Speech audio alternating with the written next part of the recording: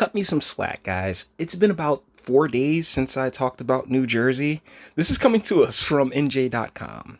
Murphy's office knew about ex New Jersey officials' hiring of cronies, corruption watchdog says. We all knew. All of us knew. This is what New Jersey's political plantation is. All right, cronyism and corruption. You're not telling. You're not telling us anything new. You really are. Watchdog says the what's blatantly obvious. Thank you.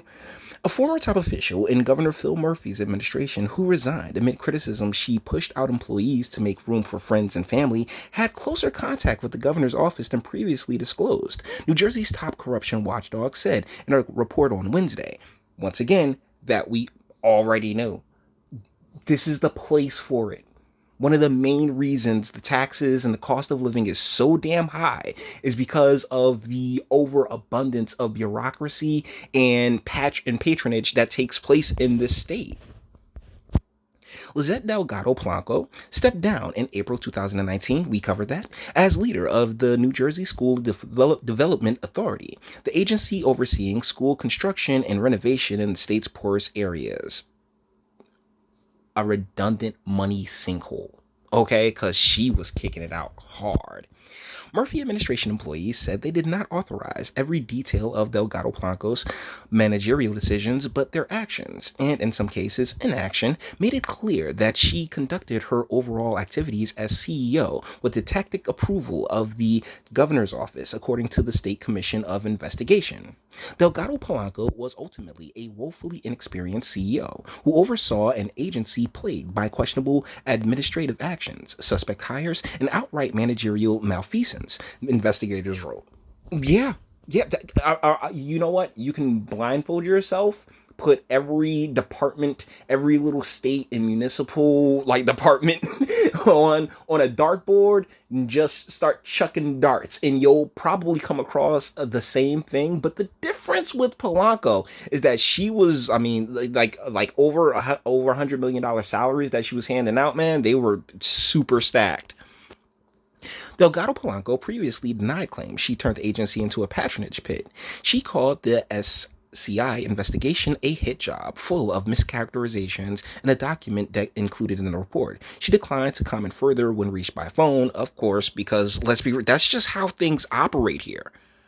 That's the thing that really irritates me, is that it's the corruption and the pay for play, and yeah, you wash my back, I'll wash yours, that ultimately just adds to the taxpayer burden, the debt burden. It's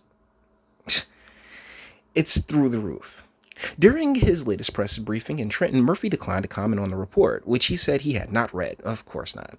In an email, a Murphy spokeswoman did not directly address the investigation, but said the office's current leader, Manuel da Silva, has made significant changes to the agency which strengthened hiring processes and procedures. I'm sure you did. He brought his people in for a little bit less, but just a little bit less. So instead of 150,000, they're making 98,000.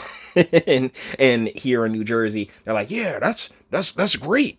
The SDA continues to look for ways to enhance efficiency and accountability, which included the hiring of a consulting firm to further analyze and improve internal HR practices, Christine Lee wrote.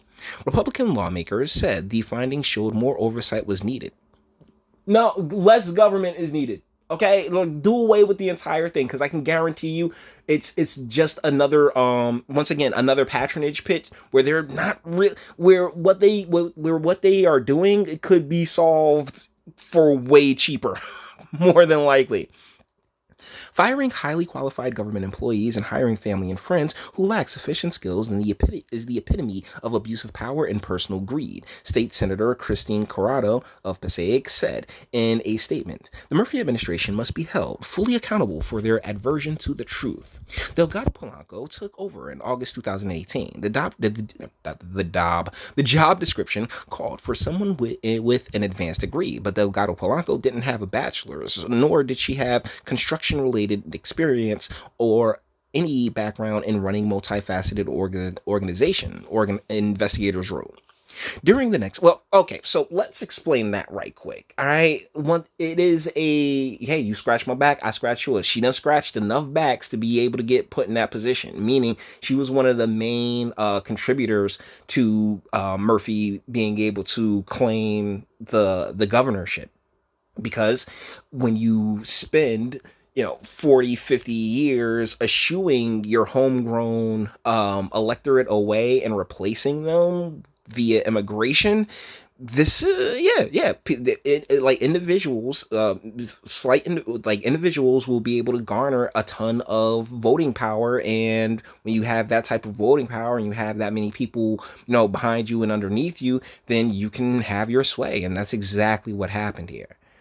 During the next 9 months, an agency that was quickly running out of money nonetheless set aside $2.7 million for new hires, the report said. That included money to hire Delgado Polanco's best friend and her best friend's daughter in law, even though neither were qualified, investigators wrote. Delgado Polanco also fired 15 people, including 14 on a single day.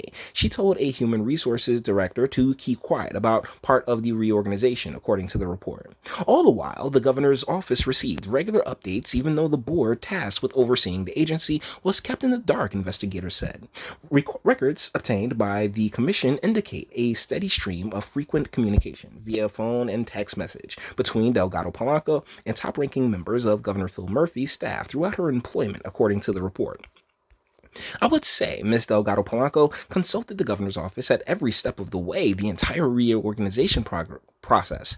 So they were made aware of all the decisions that were being contemplated before they were actually executed, said Al Alvarez, the former chief of staff, according to the report. Alvarez later, you know what? You could have just said Al Alvarez because he's never been convicted. Al Alvarez was never convicted. My goodness.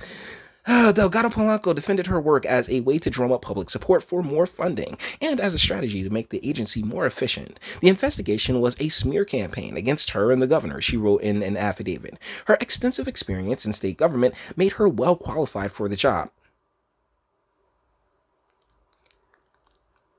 Once again, there's a point in this video, in all my videos, but particularly in this video, that, yeah, her experience in state government, from just keep failing upwards, there you go. She said the other officials at the agency were also involved in hiring and firing. It defies cruelty to principally blame me for all the problems at the SDA, she wrote. She added that she could not respond to every accusation because she did not have an advance copy of the investigation. The report also blamed the governor's office for obstructing a deeper review of what happened. A full accounting of the events that led to her appointment were thwarted, in part because key decision makers in that process failed to provide meaningful testimony, investigators wrote. They singled out Pete Camarano, Murphy's former chief of staff, for saying he didn't remember many details and for being stopped from answering some questions by a lawyer for the governor's office.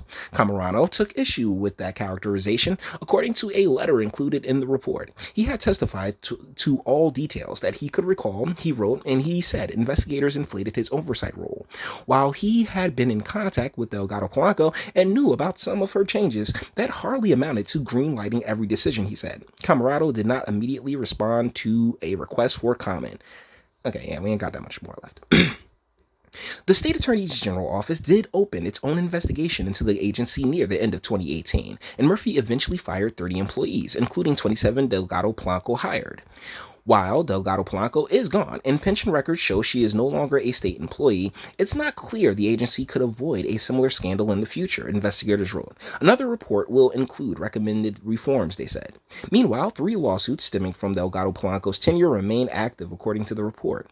The human resources director, who said she was told to keep quiet, sued after she was fired for insubordination. The report said the woman later received a $550,000 settlement. All taxpayer money. All taxpayer money.